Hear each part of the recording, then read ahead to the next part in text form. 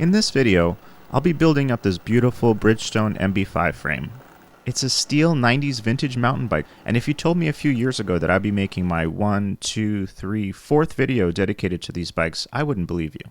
My first impression of 90s mountain bikes was that they were heavy, clunky, and slow. More recently though, I've come to really like riding them and working on them, so I thought I would take a second to discuss why they're so great. Now I don't want to paint with too broad a brush because there are a lot of different bikes made during this time, but I'm mostly talking about rigid steel 26ers with cantilever brake posts. Mountain bike technology has changed and improved a lot over the last few decades, so for pure mountain biking, I think I'd rather get something more modern. But these older mountain bikes have become really popular for setting up as touring, commuting, or townie bikes. There are some pros and cons to these, and I'll start with the cons, of which I think there are primarily two. First, they use 26-inch wheels, which used to be very common but have now become a bit scarce. There are still a few manufacturers making them, but not nearly as many as more popular wheel sizes like 700C or even 650B, which used to be much more rare. Same goes for tires, though there's still a decent selection if you look around. The second main con is they tend to have a very specific geometry that can make it hard to set up the bike for more upright riding. In general, many of these bikes have long top tubes with short head tubes and seat tubes. As a result, many builds use stem risers or unusually tall stems to make the bike fit more like a road or touring bike. Now on the flip side, one of the strongest selling points, and maybe the main reason these bikes are becoming so popular, is they are cheap and easy to find. I see them for sale locally all the time in the $100 to $300 range, in more or less original condition. The frames are often in great shape because they are fairly hardy, and because sometimes the previous owner rode it a few times before throwing it in the back of the garage for a couple of decades. The frames themselves are also another pro. As bike technology advanced over recent years, manufacturers released all kinds of funky carbon and aluminum frame designs and shapes, while steel bikes have become a little less common. Many old mountain bikes use really nice tubing and aren't super heavy like cheap steel frames on entry-level bikes. Today, you can get an old mountain bike with nice tubing complete for far less money than a basic new steel frame made of probably lesser quality steel. The last pro is they use usually fairly standard parts, so unlike many older bikes with proprietary threadings and obscure components, you can build one up with relatively modern components. Most 90s mountain bikes have standard BST threaded bottom bracket shells, 135mm spacing that fits most hubs, derailleur hangers, and the necessary braze-ons to route cables. Now, this point about standard parts requires a huge asterisk because the word standard is famously loaded in the bike world. Every time something becomes relatively standard across many bikes, the bike industry decides to reinvent the wheel and try to make everyone upgrade. I prefer to set my bikes up with V-brakes, which is usually no problem on vintage mountain bikes, but some people might consider rim brakes obsolete and not standard at all. It's not uncommon to find a few issues when setting one of these bikes up with modern components that may require an adapter or some other workarounds. Let's see how my Bridgestone fares in that regard. Even if you've never owned a Bridgestone bike, you may be familiar with the brand. They are one of several huge Japanese brands that go by English names like Panasonic and Canon and Mitsubishi. Anyway, they're probably most famous for making car tires today, but back in the 80s and 90s they made some sweet bikes. Back in those days, a gentleman by the name of Grant Peterson worked in their US division and designed some unique bikes that were well ahead of their time.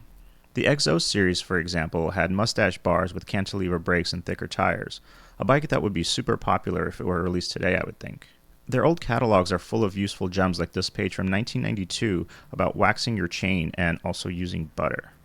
Sheldon Brown's website has a bunch of their 90s catalogs if you want to learn more about the brand and check out old build specs. After leaving Bridgestone, Peterson founded Rivendell, where he continues to make unique bikes that have a huge cult following. The bike I'll be working on today is from Bridgestone's MB series. The top of the line was the MB0, or MB Zip as it was called, and the line went down from there. Mine is the MB-5, which would have been closer to an entry-level offering in 1994 when this bike was produced. I picked it up at the Bike Jumble, a huge flea market of sorts for bikes that takes place in Brooklyn twice a year. This is one of my favorite bike-related events, and I may do a video about it in the future. Let me know in the comments if that's something that would interest you. At the Bike Jumble, a gentleman was selling the bare frame for a pretty low price. It was made of really nice tanged tubing, was in great condition and very clean, so I offered him $60 and he accepted. After a few months, I finally decided to build it up. My previous 90s mountain bike build was this Klein, where I went all out with high-end components, but for this bike I wanted to do more of a parts bin build. That said, it's not going to be a complete Frankenstein because I have a particularly well-stocked parts bin. The first issue I knew I needed to deal with was this frame uses a 1-inch fork. I have a few nice 1 1/8 26er forks that I've been hoarding, but no 1-inch ones. Already the Bridgestone is a little less than quote-unquote standard. I did look around online for 1-inch forks, but only found cheap heavy threaded ones or rather pricey ones that would cost much more than the frame. Luckily, my friend Chad had something that fit the bill. Thanks, Chad. The fork he gave me was this 1-inch threaded steel one with a super long steer. It would never work as is, but I decided to cut off the threads and use it threadless.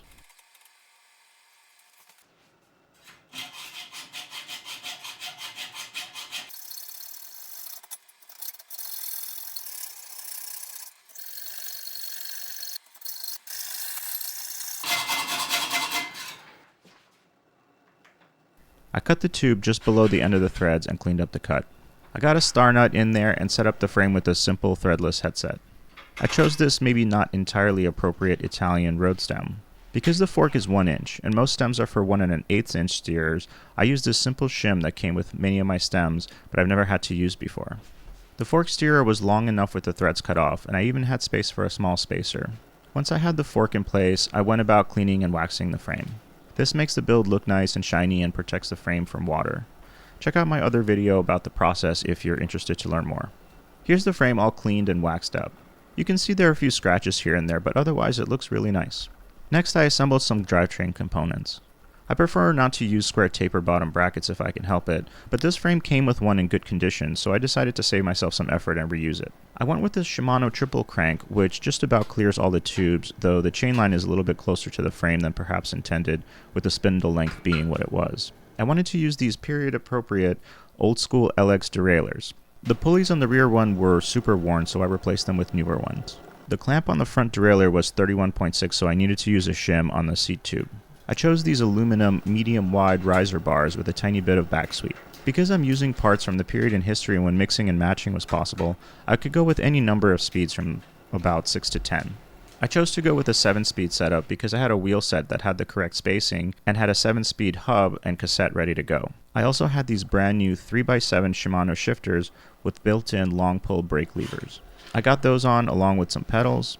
I initially had some issues threading the pedals on and was worried about cross-threading, so I did this weird thing and screwed the pedal in backwards to help align the threads. The trick worked and I got both pedals installed without damage. I installed the wheels with tubes and tires already added. The chain was attached, then I added some Shimano V-brakes. It was around this point that I realized I made a small oversight. I wanted to use these matching derailleurs, but the front is top pull and the frame was only set up for bottom pulling. It seemed every build I do takes 3 attempts to set up the front derailleur right. I tried this low clamp one, but it needed extra shims and I was unable to adjust the limit screws enough to reach the granny gear. I ended up having to order a 28.6 clamp, bottom pulling front derailleur, which got the job done a lot better. The limit screw was almost completely bottomed out, but I set it just to avoid contact with the frame, and the front shifting was all set up. This frame originally came with cantilever brakes, which are easy to replace with V-brakes, but because cantilever brakes tend to need a yoke to be set a certain way, there are not always enough frame braze-ons to convert to V-brakes. Luckily, there are simple adapters to add a cable stop, which I luckily had in the right size to use here. With that installed, the cables were all successfully run and shifting and braking was ready to go.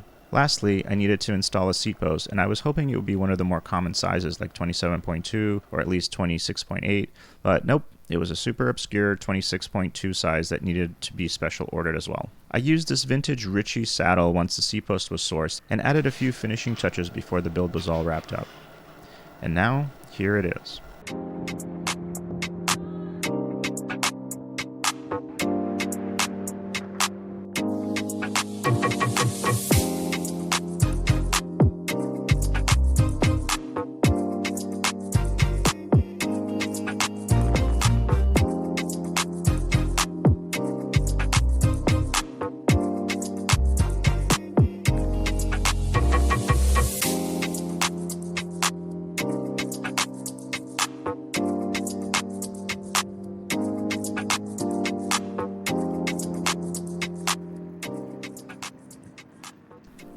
I've got reasonably wide 1.75 inch tires on there, which would be good on and off-road.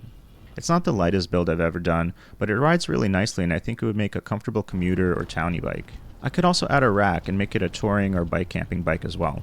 Despite a few issues, these bikes are a great canvas for a wide variety of different types of builds. Leave a comment if you're a fan of old school mountain bikes and enjoy working on them as much as I do. Thanks for watching.